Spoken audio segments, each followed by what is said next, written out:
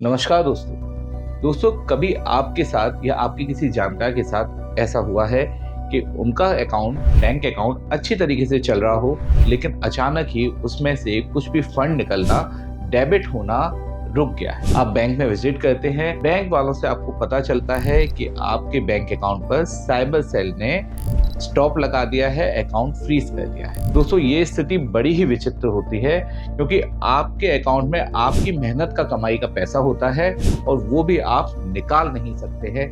तो ऐसे में आप क्या करें? आखिर ये बैंक अकाउंट फ्रीज होता क्या है, और अगर हमारा bank account cyber cell freeze कर दे तो हमें क्या करना चाहिए जिससे हमारा बैंक अकाउंट अनफ्रीज हो जाए। आज दोस्तों हम इसी टॉपिक पर इस वीडियो में डिस्कस करेंगे। तो वीडियो बहुत ही इंफॉर्मेटिव होने वाला है, इसे अंत तक आप जरूर देखिएगा। दोस्तों मैं हूं एडवोकेट आयुष गर्ग और आप देख रहे हैं अपना YouTube channel Online Legal Signal. Bank account freeze या साइबर क्राइम से रिलेटेड और इंफॉर्मेटिव वीडियोस देखने के लिए आप हमारी प्लेलिस्ट पर भी विजिट कर सकते हैं।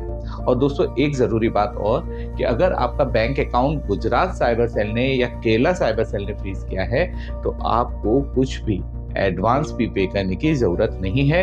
आपका बैंक अकाउंट जब अनफ्रीज हो जाए उसके बाद आप हमारी लीगल फीस पे कर सकते हैं। अधिक जानकारी के लिए आप हमारी हेल्पलाइन नंबर पर कभी भी कॉल कर सकते हैं। चलिए दोस्तों अब बिना देर करे टॉपिक को शुरू करते हैं। आखिर दोस्तों ये बैंक अकाउंट फ्रीज होता क्या है?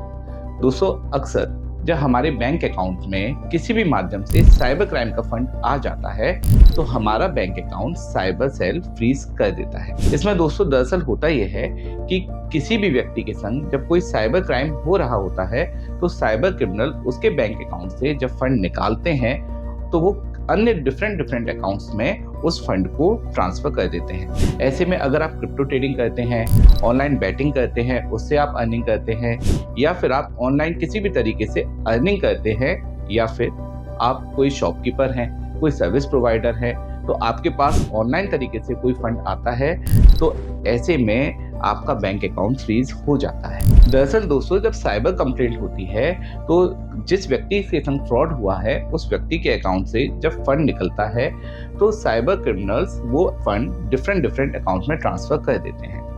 अब ऐसे में किसी भी तरीके से वो फंड अगर आपके पास भी आ जाता है तो आपका बैंक अकाउंट साइबर सेल वो साइबर कंप्लेंट होने की वजह से फ्रीज कर देता है, क्योंकि साइबर सेल उस सभी अकाउंट्स को ट्रेस करता है जिस अकाउंट में वो फंड गया है। इसके बाद साइबर सेल इन्वेस्टिगेशन करता है और इन्वेस्टिगेशन में अगर ये मिलता है कि आपने कुछ गलत किया है तो आपके खिलाफ क्रिमिनल एक्टिविटी के अंतर्गत केस फाइल होता है, और अगर आपने कुछ गलत नहीं किया है तो इन्वेस्टिगेशन के बाद आपके अकाउंट को अनफ्रीज कर दिया जाता है। लेकिन दोस्तों प्रैक्टिकली ये प्रक्रिया इतनी सिंपल नहीं होती है।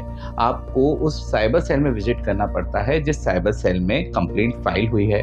आपको रेलेवेंट डॉक्यूमेंट वहां सबमिट करने पड़ते हैं। इसके अलावा एक टाइम टेकिंग प्रोसेस है और बहुत ज़्यादा एफर्ट्स होते हैं जिसकी वजह से हर कोई बहुत परेशान हो जाता है। ऐसे में दोस्तों आपको समझदारी से, धैर्य से काम लेना चाहिए और अपने बैंक अकाउंट को अनफ्रीज कराने की प्रक्रिया पूरी करनी चाहिए।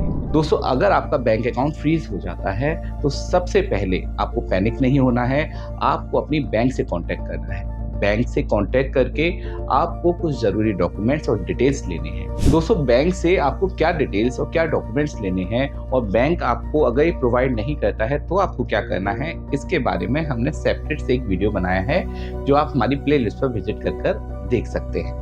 लेकिन इन शॉर्ट आपको बैंक से ये पता करना है कि किस साइबर सेल ने आपका बैंक अकाउंट फ्रीज किया है, क्या कंप्लेंट नंबर या FIR नंबर है, और साथ में ट्रांजैक्शन अमाउंट क्या है, ट्रांजैक्शन ID क्या है, जिसकी वजह से आपका बैंक अकाउंट फ्रीज हुआ है। एक बार दोस्तों जब सब डिटेल्स मिल जाती है तो आपने ट्रांजैक्शन को चेक करें कि वो ट्रांजैक्शन आपके पास किस सोर्स से आया है, कैसे आया है। उसके बारे में अगर कोई भी एविडेंस आपके पास हो अपनी बेगुनाही साबित करने का तो आप जरूर वो इकट्ठा कर लीजिए। फिर दोस्तों आपको साइबर सेल से कांटेक्ट करना होगा। अब साइबर सेल में आपको उसी साइबर सेल से कांटेक्ट करना होगा जहां पे कंप्लेंट फाइल हुई है। आप अपनी लोकल साइबर सेल में कांटेक्ट करके अपना समय बर्बाद नहीं करें। आपको उसी साइबर सेल में कांटेक्ट करना है जहां से कंप्लेंट फाइल हुई है और जिन्होंने आपके अकाउंट को फ्रीज करने का ऑर्डर किया है। एक बार दोस्तों सारे डॉक्यूमेंट्स कलेक्ट करने के बाद आप साइबर सेल से कांटेक्ट करें। आप साइबर सेल से फ़ोन पे कांटेक्ट कर सकते हैं, आप मेल के थ्रू कांटेक्ट कर सकते हैं। अगर साइबर सेल आपको वहाँ पे विज़िट करने के लिए कहता है, तो आप वहाँ पे खुद भी विज़िट कर सकते हैं और अपना रिप्रेजेंटेशन वहाँ सबमिट कर सकते हैं।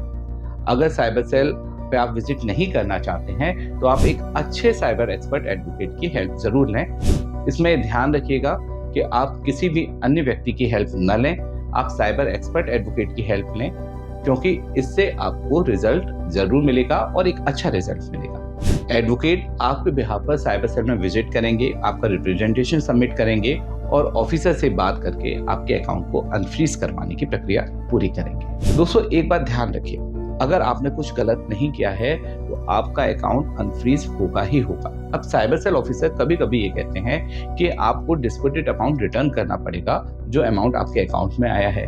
कई बार वो अमाउंट बहुत ज़्यादा होने की वजह से हम उसको रिटर्न नहीं कर पाते हैं, तो ऐसे में हमें कोर्ट की हेल्प लेनी चाहिए। और अगर साइबर सेल आपके अकाउंट को अनफ्रीज ही नहीं करता है और ऑफिसर आपको कुछ भी कोऑपरेट नहीं करते हैं, तो भी आप कोर्ट की हेल्प ले सकते हैं। इसके लिए दोस्तों आपको उसी कोर्ट में एक एप्लीकेशन फाइल करनी होती है, जिसके ज्यूरिडिक्शन में वो साइबर सेल आता है। अगर दोस्तों आपको मजिस्ट्रेट कोर्ट से कोई हेल्प नहीं मिल पाती है, तो ऐसे में भी आप परेशान नहीं हो, आप हाई कोर्ट में मैंडेमस रिट पिटीशन भी फाइल कर सकते हैं। दोस्तों, डिस्क्रिप्शन में आपकी हेल्प के लिए हमने सभी स्टेट साइबर सेल के नोडल ऑफिसर और ग्रीवांस ऑफिसर्स के कॉन्टैक्ट नंबर्स और मेल आईडीज दिए हुए हैं। ज़रूरत पड़ने पर आप इसको भी यूज़ ज़रूर करिएगा। और दोस्तों, ध्यान रखिए, बैंक अकाउंट फ्रीज या साइबर क्राइम से रिलेटेड किसी भी हेल्प के लिए आप हमारी हेल्पलाइन नंबर पर ज़रूर कॉल करें, हम आपकी पूरी हेल्प करेंगे। बैंक अकाउंट फ्रीज से रिलेटेड और इन्फॉर्मेटिव वीडियोस देखने के लिए हमारी प्लेलिस्ट पर ज़रूर विजिट करें। वीडियो अच्छा लगा हो तो इसे लाइक, शेयर, कमेंट ज़रूर करें। और हाँ दोस्तों, कमेंट बॉक्स में अपनी क्वेरीज, अपने क्वेश्चन पूछना न भूलें, हम उसका उत्तर ज़रूर देते हैं और प्रयास करते हैं आपके सभी सवालों का जवाब दे सकें। दोस्तों, एक बात और ध्यान रखिए, हमारे यहाँ फ़ोन पर बात करने के लिए कोई भी चार्ज नहीं लिया जाता है। अंत में दोस्तों, सतर्क रहें, अपने अधिकारों के लिए जागरूक रहें और ऑनलाइन लीगल सेंटर से जुड़े रहें। मिलते हैं अगले वीडियो में। जय हिंद।